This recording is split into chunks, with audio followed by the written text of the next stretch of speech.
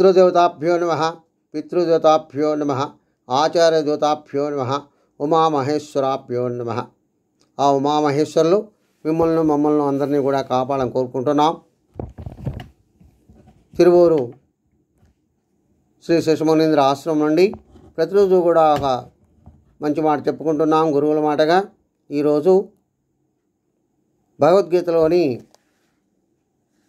18వ అధ్యాయమైనటువంటి మోక్ష సన్యాస యోగము నుండి 5వ శ్లోకమును విశ్లేషణ చేసుకుందాం.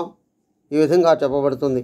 ఏమనంటే, యజ్ఞదాన తపః కర్మ నత్యాజం కార్యమేవ తత్ యజ్ఞదాన తపశ్చైవ పావనాని మనీషీణాం అని చెప్పబడుతుంది. ఏంటంటే, ప్రతి మనిషి కూడా నిత్యకర్మలు చేస్తుండాలి.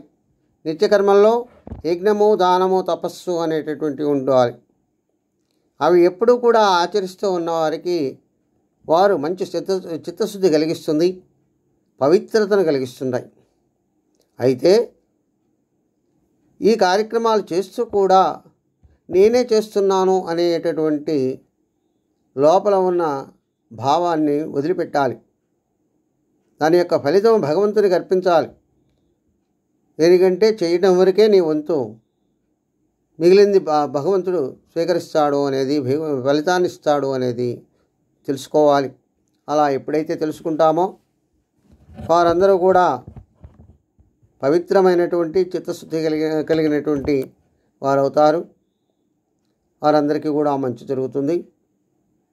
కాబట్టి ప్రతి మనిషి కూడా తను చేసే పని కర్తం అంటే కార్యక్రమం చేయటం వరకే ఫలితం భగవంతుడిది అనేటటువంటి విధానంగా చేయాలని మనకు మోక్ష సన్యాస యోగంలో చెప్పబడుతుంది.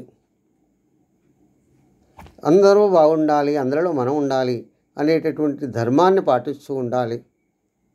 కాబట్టి అందరూ తెలుసుకుంటారని మనం విశ్లేషణ ఇచ్చుకున్నాం.